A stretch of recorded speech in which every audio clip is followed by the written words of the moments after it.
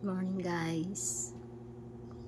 Ito nga pala para sa mga nagchat-chat sa akin, mga nanliligaw. Dito na naman tayo about sa manliligaw. Kasi mm, nakukulitan ako sa mga nagchat-chat, nanliligaw. Alam mo ba yung i-replyan mo tapos liligawan ka pala. Tapos mahal ka na.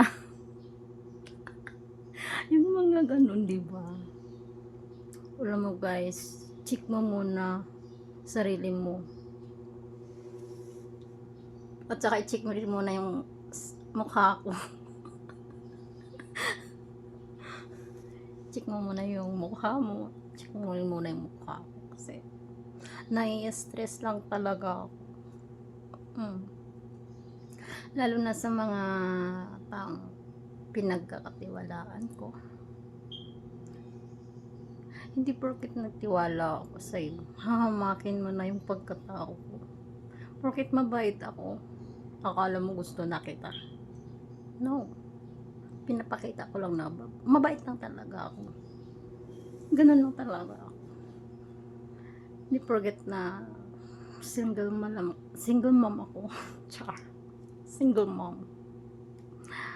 Ay makukuha mo na ang gusto mo sa akin. No, hindi ganun. Hindi ganun basta-basta. Wala ka pang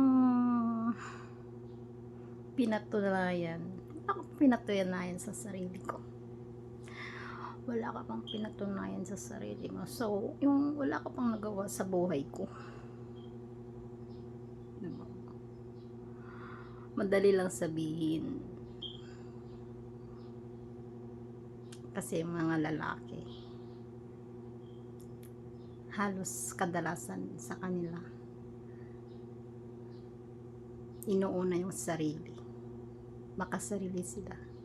Iniisip nila yung sarili nila na sila lang masaya. Ang tingin nila sa single mom, easy to get. Nagkakamali sila. Ako, kaya kong mabuhay na wala lalaki sa buhay ko. Matagal na ako nagtiis. Marami na akong problema, hirap, pinagdaanan na nilalagpasan ko. So, kung manligaw kayo, dapat mayroon na kayong nagawa sa buhay ko. Patunayan ninyo na mayroon na kayong nagawa sa akin. May nangyaring maganda sa buhay ko. Pero kung chat tapos nag-reply, hindi ko na-expect na ligaw agad. Bakit ganun kayong mga lalaki? Porket ni-replyan kayo, in-entertain kayo. Kasi ako lang nahihiya kung hindi ko kayo replyan. Kasi bilang isang content creator, ayoko rin tawaging snabera. So, that's why, ganun na nga kung bakit ko ginagawa yun. Nakipag-reply ako.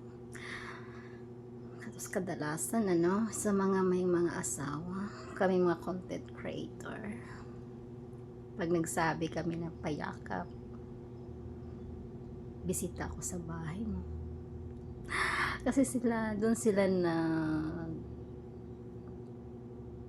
nagkakamali sa kanyang pag-iisip. Hindi nila naiintindihan ang tinatawag na isang content creator. Kasi hindi sila sa sitwasyon namin. Isa itong dahilan kung noon nag-lock profile ako na pinagsisihan ko. Ang tagal kong nag-content creator tapos nilock ko lang dahil sa nagkaroon ako ng relasyon na sobrang siloso. Ay nako, ginawa ko, nag-lock profile. Pero useless lang din ang lahat. Kasi wala na siya. At ngayon, pagsisisi na lang natira sa akin. Ay guys, so, and once again, good morning. Bye. Punta na ako sa trabaho ko. Bye.